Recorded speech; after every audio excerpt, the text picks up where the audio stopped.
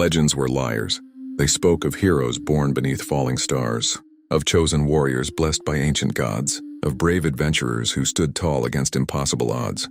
They never spoke of the fear, the hunger, the shaking hands wrapped around a borrowed sword. They never spoke of the names forgotten, the copper-rank adventurers who died before anyone learned who they were. Because the truth was much simpler. Most adventurers never became heroes. Most simply survived. The wooden sign swayed above the street, creaking softly in the morning wind. Wayfarers Guild. Tarin Vale stood beneath it. 17 years old. Worn leather armor, a patched travel cloak, an old sword hanging awkwardly at his side. He looked up at the building. His stomach twisted. This wasn't how he'd imagined it. As a child, he'd pictured marble halls and shining banners. Instead, the guild looked old, weathered, practical. A place built by people who cared more about surviving than appearances. Tarin adjusted the strap of his satchel. Inside sat nearly everything he owned. 2 spare shirts, a whetstone, a loaf of bread, and 20 copper coins. Not enough to last another week. He exhaled slowly, then pushed open the doors. The guild hall exploded with noise. Laughter, arguments, the scrape of chairs against wood. Dozens of adventurers filled the room. Some wore gleaming armor. Others carried bows taller than Tarin himself. A woman near the fireplace polished twin daggers.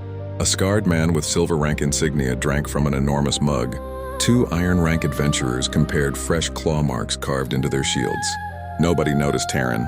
He stood awkwardly near the entrance, completely out of place. A nearby conversation drifted through the air. 3 Ridgefangs at once. Almost lost my arm. A gold rank gets all the easy work. Tarin swallowed. Maybe this had been a mistake. Maybe he should have gone back home. Maybe registration? Tarin jumped. Behind the front desk sat a woman with dark hair tied neatly behind her head. She looked to be in her late 20s. Her expression carried the unmistakable exhaustion of someone who dealt with idiots for a living. Mita, though Tarin didn't know her name yet. Yes. She pulled a form from beneath the counter. Name? Tarin Vale. Age? 17. She glanced up. Previous experience? Tarin hesitated. My father taught me basic swordsmanship. Anything else? I hunted. What kind? Rabbit, deer. He paused. Boar. Her expression didn't change. Can you read? Yes. Can you write? Poorly. Can you follow instructions? Tarin blinked. I think so. The corner of her mouth twitched.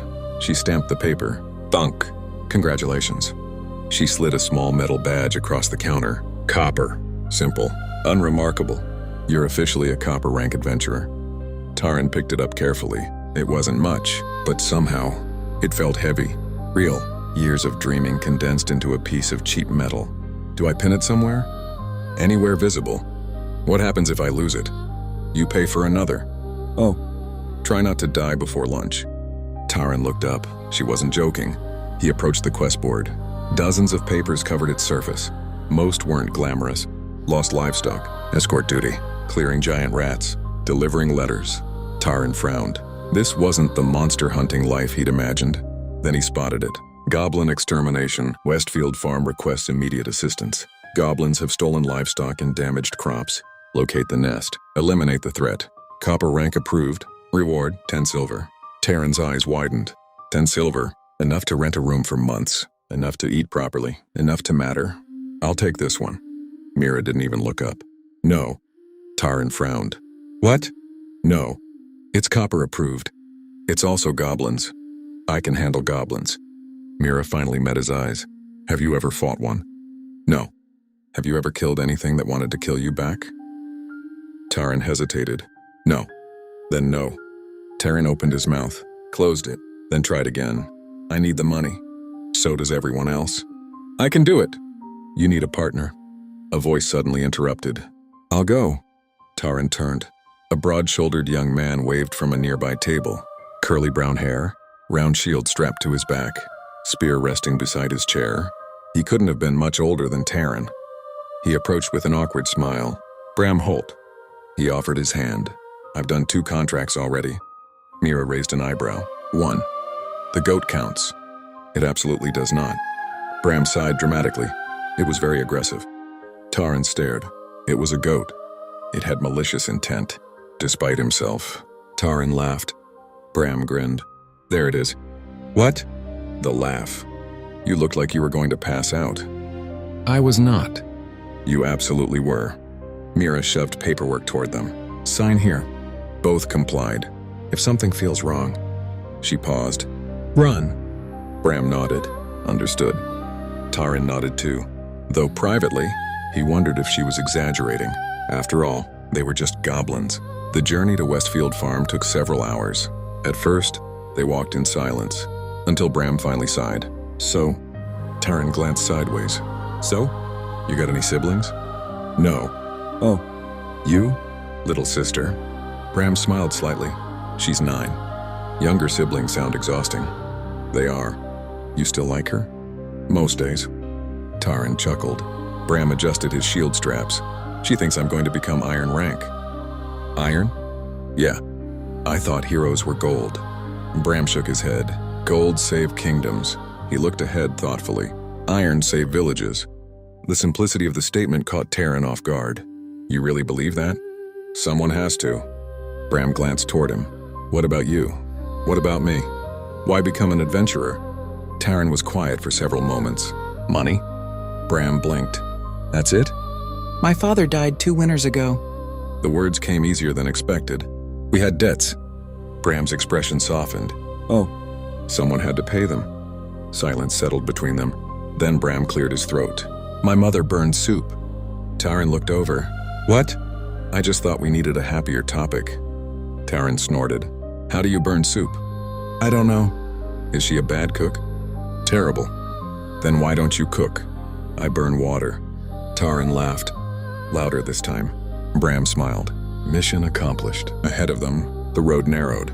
The trees thickened, and somewhere beyond the forest, Westfield Farm waited. Neither noticed the crude symbols carved into the trees, nor the yellow eyes watching from the undergrowth.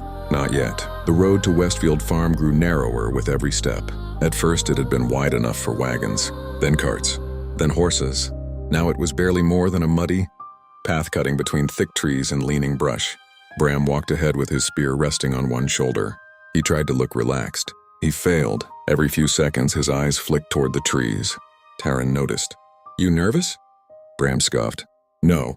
A twig snapped somewhere nearby. Bram spun so quickly he nearly hit Tarin with the back of his shield. Tarin stared at him. Bram slowly lowered the shield. A little. Tarin couldn't help smiling. Good. Good? If you're nervous, you're paying attention. Bram looked at him. Did your father teach you that? Tarin nodded. Mostly before hunts. Was he an adventurer? Tarin's hand drifted near the old sword at his hip. A guard. Bram waited. Tarin didn't explain further. The forest thinned ahead of them. Beyond the trees sat Westfield Farm, or what was left of it. A broken fence leaned into the mud.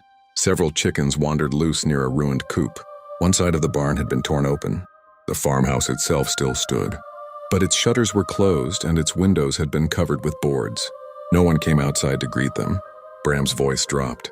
This doesn't look like a livestock theft. Tarin crouched beside the fence. There were footprints in the mud. Small, bare 3-toed goblin. But there were more of them than he expected. A lot more. How many goblins are usually in a nest? Bram swallowed. 3, 4, maybe 6. Tarin followed the tracks with his eyes. These prints overlapped each other in dozens of places. Then this is more than a nest. A door creaked open. An old farmer stepped out with a crossbow in his hands.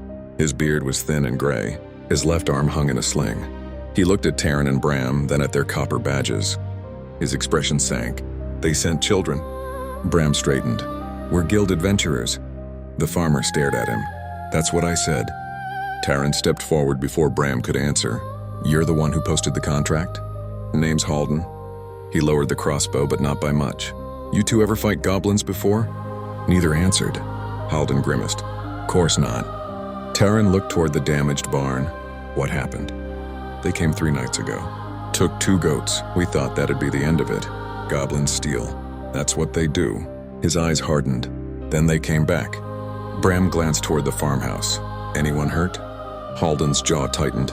My hired hand, Nico. Boy tried to scare them off with a pitchfork. He looked away. They dragged him into the trees. The forest suddenly felt colder. Tarin looked back at the tracks. Did you see how many? Too dark. Heard plenty. Any large ones? Halden hesitated. Large? Bigger than the others. The farmer's knuckles tightened around the crossbow. I heard something giving orders. Bram went still. Tarin looked at him. Bram forced a laugh, but it came out weak. Goblins don't give orders. Halden looked at him with tired eyes. These did. No one spoke for a moment. Then the farmer pointed toward the woods behind the barn.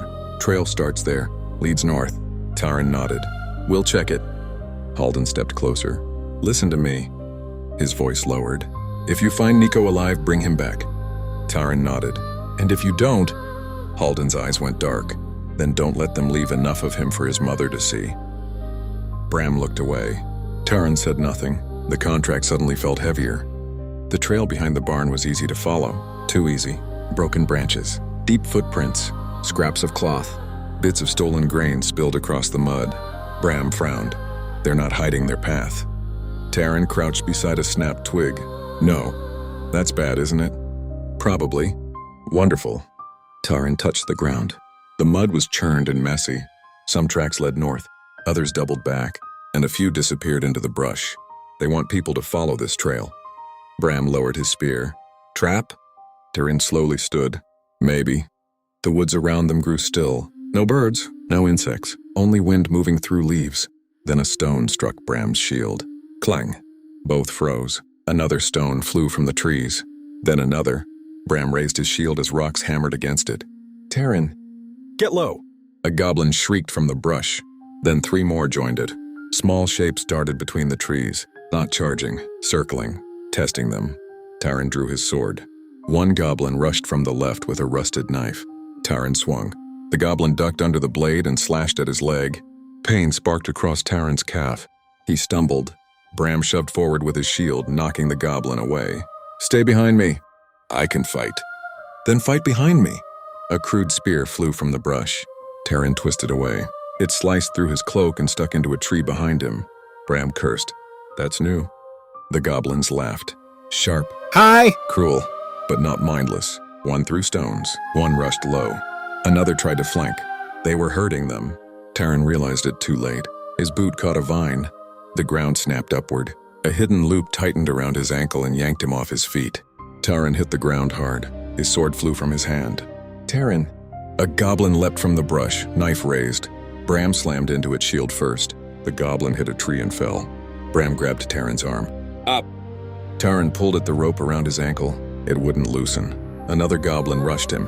Tarin reached for his hunting knife. Too slow. Bram stabbed forward with his spear. The point caught the goblin in the shoulder, sending it shrieking back into the brush. Tarin cut the rope. He scrambled up and grabbed his sword. The goblins retreated suddenly, one by one, back into the trees. The forest became silent again. Bram breathed hard. Did we win? Tarin stared into the shadows. No. A horn sounded in the distance, low, crude, warning or invitation. Bram whispered, I hate goblins. Tarin wiped mud from his cheek. They're smarter than I thought. That does not help me hate them less. They moved more carefully after that. Tarin watched the ground. Bram watched the trees. Neither spoke much. The mood between them had changed. The jokes were gone.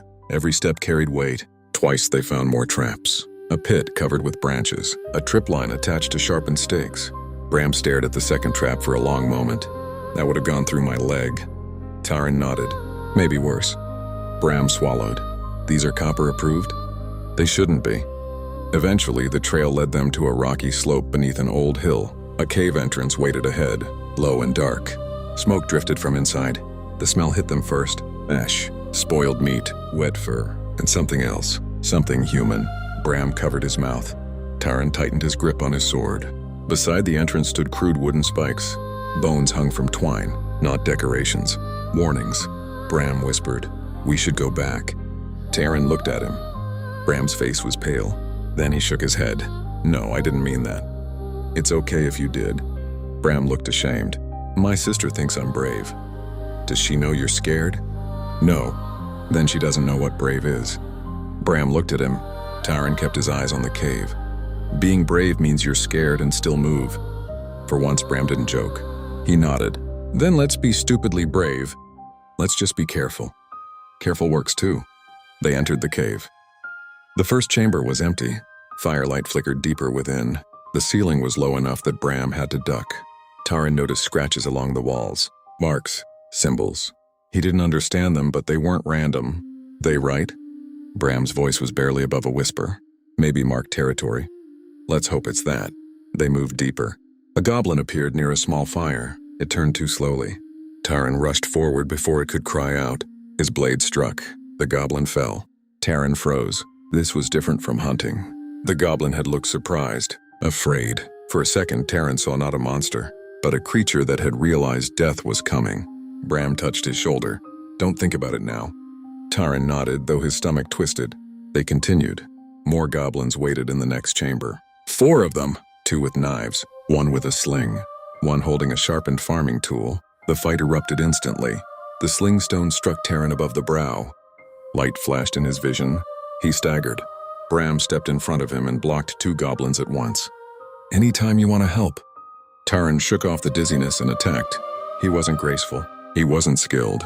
He survived by inches. A goblin blade scraped his ribs. Another grabbed his cloak. Bram shouted. Tarin swung. Bram stabbed. The chamber became chaos. By the end, both adventurers stood panting among the bodies. Bram leaned on his spear. Still alive? Tarin touched the cut above his eye. Barely. That's still alive. Tarin looked at the fallen goblins. His chest rose and fell. They had won, but it didn't feel like victory. Then they heard it. A weak sound. Not a snarl. Not a laugh. A whimper. Bram turned toward a narrow tunnel. No. Tarin moved anyway. The tunnel opened into a small side chamber. There were supplies stacked against one wall, stolen grain, broken tools, a child's blanket, and in the corner, a goblin woman lay wounded, one arm wrapped protectively around a small goblin child. The child stared at Tarin with huge yellow eyes. Terrified, Bram raised his spear. The contract says eliminate the nest. Tarin didn't move. The goblin woman pulled the child closer. She bared her teeth, but she was too weak to stand. Bram's hands shook. Tarin. I know. No, you don't. Bram's voice cracked. If we leave them, they grow. They come back. Someone else dies. The child whimpered. Tarin's grip tightened around his sword. They're not attacking. They're goblins. That one is a child. Bram looked at him angry now. So what? Nico was someone's child too. That landed hard. The cave felt smaller. Tarin could hear the goblin woman's breathing. Wet. Uneven. Failing. Bram swallowed. I don't want to do this. Then don't. If we don't, someone else will. Tarin looked at the child. It looked back, not with hatred, with fear. Tarin slowly lowered his sword. We're leaving. Bram stared at him. What? We report this to the guild. This isn't a copper contract. Before Bram could answer, the cave shook. A deep sound rolled through the tunnels. Not a roar, a growl, low enough to vibrate in Tarin's chest. The goblin child went completely silent. The wounded goblin woman closed her eyes. Bram whispered, what was that? Heavy footsteps echoed from deeper inside the cave. Thud, thud, thud. Tarin turned toward the tunnel. Something large moved in the dark. Bram stepped back. Tarin, the firelight flickered. A massive shape filled the passage. Tall. Broad, scarred, a single cloudy eye. Crude armor made from stolen iron and bone. In one hand, it carried a cleaver nearly as long as Tarin's sword. The goblin chief stepped into the chamber. It looked at the dead goblins behind them, then at the wounded woman, then at the child. Finally, its gaze settled on Tarin and Bram. There was no confusion in its face, no animal instinct, only understanding and grief turning into rage. Tarin's mouth went dry. Bram's spear lowered half an inch. The chief raised its cleaver, and the cave went silent. The goblin chief stepped into the chamber. Everything else seemed to disappear. The crackling fire, the distant drip of water, even Bram's breathing. All Tarin could see was the creature standing before them. It was enormous, nearly 7 feet tall, broad shoulders wrapped in mismatched pieces of scavenged armor. Its skin was a dull green-gray, scarred from countless battles. One eye was cloudy white, the other locked onto Tarin with terrifying focus. The goblin chief lowered its gaze. The dead goblins, the wounded female. The child pressed against her side. The chief's nostrils flared. Then it looked back at Tarin. There was no mindless rage, no beastly confusion, only understanding, then hatred. Bram's voice trembled. Tarin. The chief took one step forward. Thud. Tarin tightened his grip on his sword. Back up. Bram didn't move. The chief took another step. Thud. The goblin child whimpered. The female closed her eyes. the chief roared. The sound filled the chamber like thunder. Tarin's body moved before his mind caught up. "Run!" the chief charged. Bram raised his shield. The impact nearly killed him. The chief's cleaver slammed into the shield's center. Wood exploded. Metal buckled. Bram was thrown backward into the cave wall. "Tarin!" Tarin rushed forward. His sword flashed toward the chief's side. The blade struck armor, then snapped. Steel shattered. The broken half clattered across the stone floor. Tarin stared. His father's sword, gone. The chief swung. Tarin barely ducked. The cleaver smashed into the cave wall. Stone cracked. Dust filled the air. "Tarin!" Bram struggled to stand. Blood ran down the side of his face. His shield hung in splinters from one arm. Move! The chief lunged again.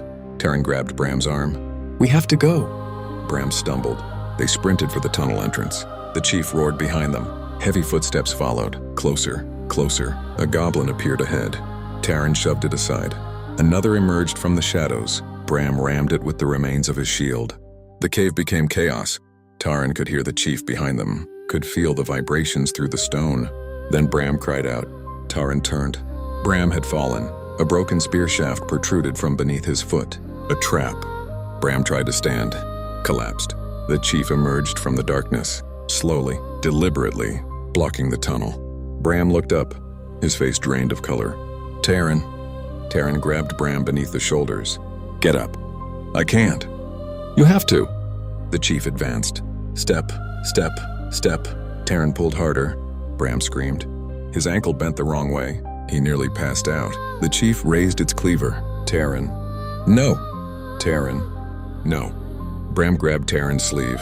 For the first time since they'd met, Bram stopped pretending. He looked terrified. Completely. Utterly. Human. "I don't want to die." Tarin's throat tightened. "You won't." Bram laughed weakly. "You're a terrible liar." The chief moved closer. "Tarin, we'll both make it." "No." Bram's voice shook. "My sister." His eyes filled with tears. "Tell Mira to send my pay home." "Bram." "And..." His voice cracked. "I tell my mom I made iron rank." Tarin stared. "You didn't." Bram smiled sadly. "Then lie." The chief roared. Bram shoved Tarin backward. Hard. Go! Tarin stumbled. "No." Go! Bram picked up the broken half of his spear. His entire body shook. He could barely stand. The chief towered over him. Bram swallowed, then planted his feet. The broken spear trembled in his hands. "Iron rank heroes save villages." He glanced back toward Tarin. A weak smile crossed his face. "Maybe copper rank heroes save one person." The chief charged. Bram screamed. Not from courage, from fear. He thrust the broken spear forward anyway. Tarin! Tarin couldn't move, couldn't breathe. The cave echoed with the clash of metal. Bram's scream, the chief's roar. Then, silence. A hand grabbed Tarin's shoulder, the wounded goblin female. Blood stained her clothing. She pointed toward another tunnel, an escape route, then collapsed. The goblin child stared at Tarin, its expression unreadable. Another roar echoed behind them. Closer. Tarin looked toward Bram, then toward the child, toward the escape route, then back again. He couldn't save everyone. Tarin turned and ran. He burst from the hillside cave into cold afternoon air. Branches tore at his cloak. He ran until his lungs burned, until the forest blurred, until his legs threatened to give out. Only then did he collapse against a tree. Tarin vomited. His entire body shook. He stared down at his hands. They were covered in blood. Bram's blood. He had run. He had survived. Bram hadn't. Tarin lowered his head and cried. The sun had nearly set by the time Tarin reached the guild. Conversations filled the hall. Laughter, drinks, stories, normalcy. Tarin stepped through the doors. The room went quiet. People noticed blood. Mira looked up from the front desk. Her eyes narrowed. She glanced behind him. No Bram. Tarin approached slowly. Every step felt heavier. The guild hall remained silent. Mira spoke first. "What happened?" Tarin reached into his satchel. His fingers closed around cool metal. He placed Bram's copper badge on the counter. The sound echoed through the room. No one moved. Mira stared at the badge, then looked up. "What happened?" "Goblin chief." The words tasted bitter. Several adventurers stiffened. "A chief? On a copper contract?" Mira's expression darkened. Tarin swallowed. "He stayed behind." The room remained silent. "I tried to save him." His voice cracked. I couldn't. Mira carefully picked up Bram's badge. She opened a ledger, flipped through pages, dipped her quill in ink, then crossed out Bramholt's name. Routine. Efficient. Practiced. Tarin stared. That's it? Mira paused. What? That's all? Her hand tightened around the quill. What would you like me to do? Tarin opened his mouth, closed it. Mira looked tired, more tired than before. This isn't the first badge I've written off. Tarin stared at the ledger. How many names had she crossed out? How many Brams? Mira closed the book. His belongings will be sent to his family. Tarin looked down. He wanted them to think he made iron rank. Mira blinked. What? He told me to lie. Silence. Then Mira slid Bram's badge back across the counter. Keep it. Tarin frowned. What? He chose to save you. She met his gaze. Remember why? Tarin picked up the badge. It felt heavier than his own. Later that night, Tarin sat outside the guild. The city had gone quiet. His broken sword rested beside him. Bram's badge sat in his palm. He thought about sweet bread, burnt soup, aggressive goats, a little sister waiting for stories that would never come. Tarin closed his eyes. The chief's roar echoed in his memory. Bram's final scream, his own footsteps running away. He nearly removed his copper badge. He almost threw it into the street. He wasn't a hero. Heroes saved people. Heroes won. Heroes didn't run. Then Bram's voice returned to him. Gold ranks save kingdoms. Iron ranks save villages. Tarin fastened the copper badge back onto his chest, then tucked Bram's badge safely into his satchel. Tomorrow, he would visit Mira, collect Bram's pay, write a letter to his family, and after that, he'd walk back through the guild doors. Because Bram couldn't. Tarin looked toward the distant tree line beyond the city walls. The goblin chief still lived. The goblin child still lived. Questions remained unanswered. But one thing had become clear. Copper rank adventurers weren't legends. They weren't chosen. They weren't fearless. They were ordinary people, trying to survive in an extraordinary world. And sometimes, that had to be enough. Thanks so much for watching. If you enjoyed this episode and want to see Tarin's journey continue, all the way to Diamond Rank, make sure to like the video, subscribe to the channel, and leave a comment below. I read as many comments as I can, and I'd love to hear your thoughts, theories, or even ideas for future adventures. Every like, comment, and subscription helps this channel grow and lets me keep making stories like this. Thanks again for being here, and I'll see you in the next episode of Road to Diamond.